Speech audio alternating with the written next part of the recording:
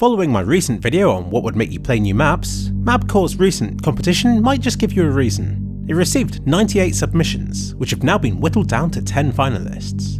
These will be subject to a panel of judges, but you can try them out right now from the link in the description. I've played no part in this competition. This video is simply to let you, and me, get accustomed to these maps, some of which I suspect we'll be seeing in future operations. Valve seems to like Mapcore. If you want to play these maps with other people, then wait until the 18th, which is when Mapcore will begin testing them, 2 a day. Asylum is set in and around an abandoned mental asylum in England. Can you think of anything scarier? Despite that, it's set on a warm sunny day, which makes it nice to play on. The mini-map makes it look like an absolute labyrinth, but since it's mostly flat, as long as you head in the direction you want to, then you should make it there quickly and easily.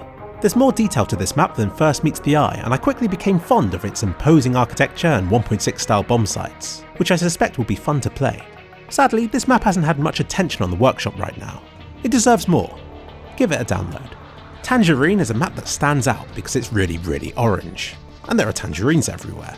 It's a lovely, warm and welcoming map to play on, but while the theme is similar to Dust 2, it plays very differently, since everywhere you go there are alleys and open doorways to explore. I'd go as far as to say that it's the most complex map here. There's always an open window or second entrance to help you to flank the enemy. If Studio looks familiar, that's because an earlier version of it was included in one of my playtesting sessions a few months ago. It's come on a long way since then, becoming a detailed visual feast situated both in and around an American film studio. It's a big map, with large open areas and not a lot of empty space to separate them, as you can see from the map overview. But should you get lost, just head to the outside of the map where you can follow it around to where you want to go. But look out for snipers, who will love the long open corridors. Sirius is a shady pharmaceutical company who have kindly laid out pointers on the floor to show you where to go. This one reminded me of Season, with differently coloured rooms and plenty of modern looking architecture. Bombsite A has a room like Toxic from Nuke, while B is situated in a grand hall with some really cool walls. I was pleased to find this site simpler than it first looks, which makes it more about who's the best rather than who's looking in the right direction at the right time. Exodus has said that it's not 100% finished right now, so you can expect some adjustments to it later on. Off Time is unlike any map you've ever played before. It's situated inside a huge TV transmission tower across several different stories. As terrorists, you'll be jumping down lift shafts and stairwells, meeting CTs coming up from the bottom. The whole map is brilliantly themed and makes for some frantic close quarters battles, helped by the number of weird angles and corners that being set in a cramped tower brings about. Oh, and it's a hostage map, to make it even more different. Kaizen is set in a vivid, compact city that would feel at home in the Deus Ex series. And despite being set at night, it's well lit and it's easy to spot enemies on. There are one-way drop zones that should mix up the gameplay a bit. Of particular interest to me is Bombsite B, which features an open ramp right over the top of it. A very bold design choice that should make for some unique situations whether you're attacking or defending. I have to say though, these traffic cones are the feeblest abstractions I've seen since Canals. Biome is a beautiful map situated inside a tropical greenhouse. The overview makes it look very complicated, but thankfully it doesn't feel like that to play, due to good readability and plenty of memorable landmarks to help point you in the right direction. This map feels very finished to me, though its maker is continuing to update it further beyond the competition version. Fun fact, the biome it's based on is a real place in Germany that's described as a tropical theme park.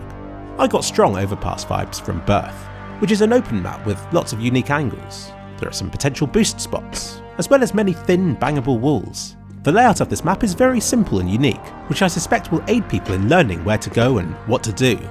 Although it sports train tracks, most of the layout is a more traditional warehousey, blocky design, which I hope will be built upon in later versions.